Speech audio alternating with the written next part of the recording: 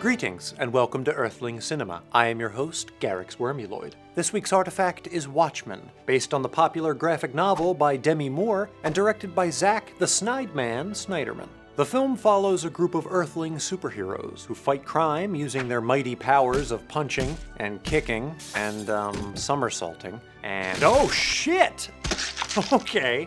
However, costume vigilantism is outlawed for being too effective, forcing all the Watchmen to either retire, or keep working as government stooges, or continue doing whatever they want. Soon, the Watchmen start getting watched too hard, prompting the emo one to start a live journal. Rorschach's Journal, October 12th. Papa Smurf throws a tantrum on live TV, then puts himself on a Martian timeout, and puts his pubic hair on timeout as well. His absence allows the Soviet Union to step up their war efforts in a safe space. Rorschach is cornered by the police and goes to jail, where he cheats on his diet by indulging in a little fried food.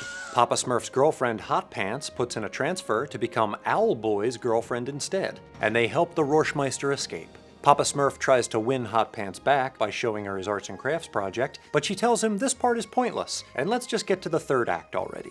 Stop! You're bullshit! Rory and Owlboy find out that their friend Weird Headband is the master chef behind the whole enchilada. They confront him at the wall from Game of Thrones, where he lives with his pet fever dream. A bunch of cities go kablooey, but Headband explains that the only thing cooler than 1,000,000 deaths is 1,000,000,000 non-deaths, so they let him off with a stern warning. Papa Smurf heads off to another galaxy for a really boring spin-off, and they print Rory's live journal, which turns out to be the screenplay for the hit movie Watchmen. Watchmen deconstructs traditional comic book tropes through its depiction of superheroes as flawed individuals, aka individuals who like to fuck. Rather than shining examples of patriotic virtue, these characters range from nihilistic, life is a highly overrated phenomenon, to disturbed and violent, to having a dad bod. Whereas classic comic book heroes are customarily identifiable as good guy versus bad guy, Watchmen blurs the lines between the two better than Robin Thicke did when he plagiarized Marvin Gaye. Weird Headband appears to be a Lex Luthor-style megalomaniac who goes around giving cancer to people willy-nilly and wiping out entire cities, also willy-nilly. However, his actions successfully avert nuclear war and establish peace. Peace based on a lie. but peace. Nothing willy or nilly about that. Similarly, Rorschach's relentless pursuit of justice could be construed as noble, but his methods are more likely to terrify than to comfort because he's a dirty ginger.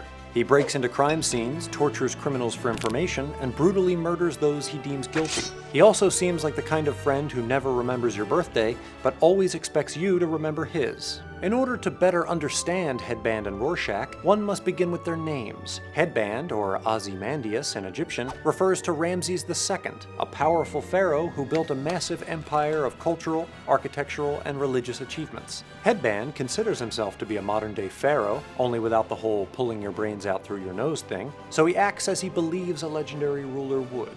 Rorschach's name and mask are derived from the Rorschach test, which famously always shows a picture of my mother giving me a firm spanking. Rorschach believes right and wrong are distinct, black and white, with no gray area, not even where the black and white parts overlap. Once he determines a wrong has been committed, he must punish it with all of his knife. Because there is good and evil must be punished. These two philosophies clash when Rorschach learns of Headband's genocidal shenanigans. In the parlance of ethical theory, Headband is a consequentialist. He justifies his actions by evaluating their ultimate consequences. Killing millions. To save billions. Which makes total sense. In contrast, Rorschach is a deontologist. He believes that one must be judged by the actions they take and not the results of those actions. You are meant to exact justice. Damn, that makes sense too. Rorschach delivers his journal to Breitbart Simpson, and while the film remains flirtatiously coy about whether its contents are published, the viewer is forced to confront the question, is revealing the truth more important than preserving the peace? Or perhaps Papa Smurf was right all along, and none of it matters because everything is predetermined. We're all puppets, Lori. Which is how I know this episode is going to end, right? Now, For Earthling Cinema, I'm Garyx Wormuloid. Hey guys, thanks for watching. This is Jared, the director of Earthling Cinema. I'm here with our editor, Ryan. Yo! Not only do you guys watch the show, but you leave some really good, really entertaining comments, and we wanted to take this time to share some of our favorites with you. So I'm gonna hand it off to Ryan. All right. First, we have Sir Cernus. He says in our Sausage Party video, a team of animators had to work for months on end to create a scene in which a bunch of anthropomorphized food items fuck each other. Jared? That's a very acute observation, and you're absolutely right, and I'm sure that those people left work horny every day. Next, moving on. That guy over there writes, so is this movie arguing that the afterlife doesn't exist or that the afterlife exists and is horrible? He's talking about the Sausage Party video. I don't think the movie's making any kind of argument about, like, what happens after you die. More that they're just saying that what you've been told is not true. This one from Henry Correa said, am I the only one who thinks Garyx Wormuloid is actually sexy? Absolutely not. We tell them that every day. Million in seconds says, so I'm an alien, and this is the best channel for me to understand Earthling people? Psh. I don't think there was a psh in that comment. I added the psh. I speak for Mr. Wormuloid, and he is the most robust Earthling academic in the universe. A gentleman by the name of Everything is on Fire said, my dad casually draws pictures of famous people's dicks. He's not a professional or anything, but he's work hard. Jared, do you have anything to add to that? I'm glad that your dad is following his passions, and I'm glad that he's working hard, and are there professionals who do that?